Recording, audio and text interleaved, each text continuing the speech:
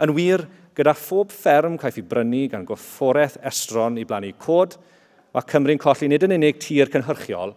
ond darnau hanfodol o ddiwylliant Cymreig a'r iaith Gymraeg. Mae llafur yn pregethu fod ganddyn amcan o gyrraedd miliwn o siaradwyr Cymraeg erbyn ganol y ganrif, ond eto'n hapus iawn i danseilio hygrydedd yr unig ddiwydiant Cymraeg i iaith. Nawr, mae Plaid Cymru wedi dangos bod gennym uchelgais am Gymru tecach, ond pwysicaf fod ydym hefyd wedi dangos bod gennym y polisïau i wireddu hyn. Trwy weithio'n ddyfal yn ein Senedd, rydym eisoes i llwyddo mewn sawl maes i wella bywydau pobl ar draws y wlad ac yng nghefen gwlad Cymru. A trwy osod pwysles ar fusoddi yn ein pobl ac isadeiledd, meddyliwch am yr holl y gallwn ni gyflawni betawn ni'n arwain y Llywodraeth yng Nghaerdydd.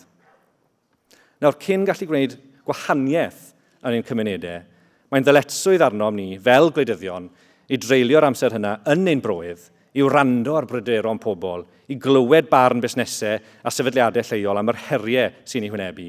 i ddeall yn well sut mae'r polisïau llywodraethau yn effeithio arno nhw ar lawr gwlad. Dim ond wedyn, y gallwn ni fel plaid ymateb yn gadarnhaol, cynnig atebion dilys a gweithredu'n hyderus dros yn cymunedau. Mae ffiniau newydd Etholiad San Steffan wedi golygu mod i wedi bod yn treulio tipyn o amser yng ngogledd Sir Benfro dros y misoedd diwetha, yn dod i adnabod cymunedau y Preseli'n well, ac i wrando ar yr heriau unigryw sy'n wynebu'r ardal hyfryd yna o Gymru. Ydy, mae'r ymgyrch i ennill sedd Ceredigion Preseli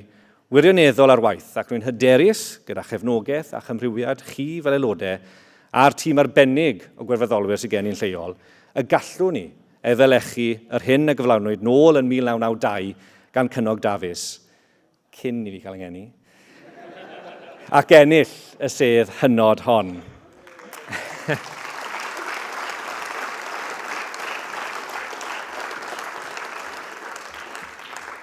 Cynhadledd, wrth i chi adael Aberystwyth heddi, cofiwch mae'n cariad ni at ein broedd, ein hawydd am ddyfodol gwell i'n gwlad, a'n parodrwydd i wasanaethu yn cymunedau